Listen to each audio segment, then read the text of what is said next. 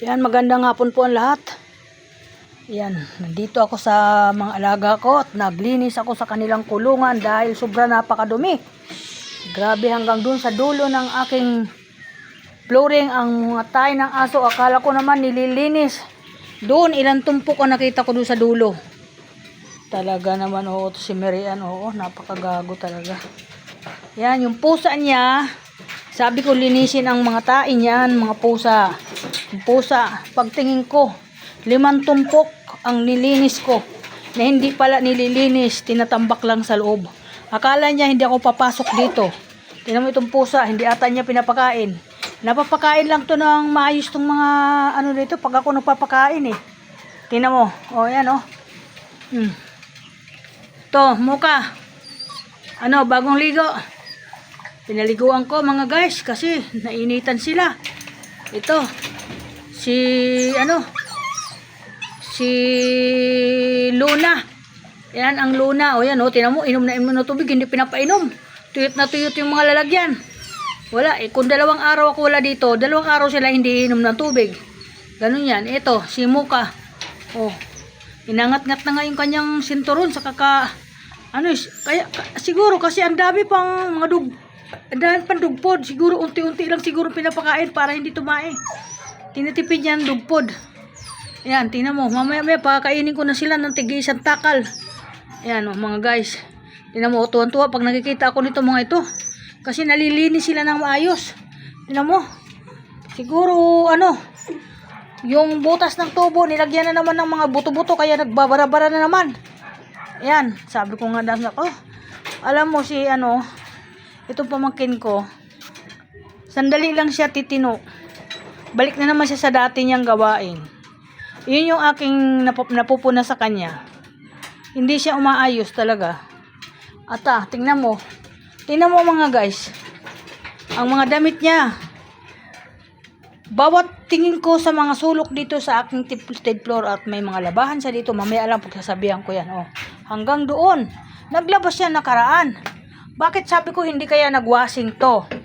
Sabi ko, dito sa isang washing, dito siya nagwawashing sa isa eh. Kasi hindi pwede siya gumamit dito sa automatic, baka sirain niya. Gagalit yung isang gumagamit dito sa automatic kasi baka daw masira, magturuan silang dalawa. Ito na naman, meron na naman, mayroon dito sa ilalim labahan. Sari-sari yung kanyang kalat dito. Oh, pinaalis ko nga yung mga sapatos niya dun oh. Nandun na naman sa taas. Ayan oh. Inilagay na naman niya. Alam na nga niya na ayaw ko talaga ng makalat. Naku, totoo lang. Nagtitiis na lang ako sa kanya dahil sa kanyang pag-aaral, para makapag-aral lang siya. Tulang. Pero ang laki ng problema ko sa kanya. Yan, nilinis ko dito. Yan, ang dami ko kung dumi nakuha dito, lalo na dito sa likod ng washing. Itong likod ng washing dito. Ayan. Pag buklat ko, ang daing mga bulak dyan, mga cotton buds, mga bulak dyan lang tinatapon pala sa gilid. Diyos Marsantissima, akala nila hindi ko bubuklatin yan. Eh, binuklat ko ngayon. Oh, tingnan mo naman yung nilinis ko. Ako, sabi ko mamaya ka lang, Marian. Yan. Yan. Ay, naku, Diyos ko. Walang katapusan ang pagod ko dito. Hindi ako makapagpahinga. Siya ngayon nagbabantay sa tindahan. Sabi ko, ikaw magbantay ng tindahan. Pero pag nagbabantay ng tindahan yan, binabayaran ko yan. Kasi, para may pambaon siya sa school. Pero, pag inutusan dapat, pag nandito siya sa loob ng bahay, dito, pag hindi siya nagbabantay ng tindahan, dapat, gumagawa na lang naman din siya. Tumutulong lang naman din siya dito sa aking, sa aking mga alaga dito. Dapat inaayos na kasi sayang yung pagod. Sayang yung pagod, sa totoo lang. Hindi na perfect. May tubig naman.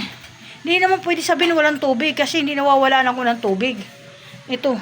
Kaya tinan mo itong mga alaga ko dito. Oh. Tinan mo. Ito. Ito si Luna. Ano Luna? Ha? Kakain na kayo? Magkakakain kayo na ngayon na maayos? Nakainom na kayo ng tubig? Ha? Ito, Muka. Oh, ito si Muka oh. Paano kasi walang tubig yung pagkatapos kumain, hindi niya nilalagyan ng tubig. Yan kaya wow, grabe, nakailang kalahating atang kasirula itong isa dito ng inom ng tubig. Nanunuyot ang kanyang lalamunan.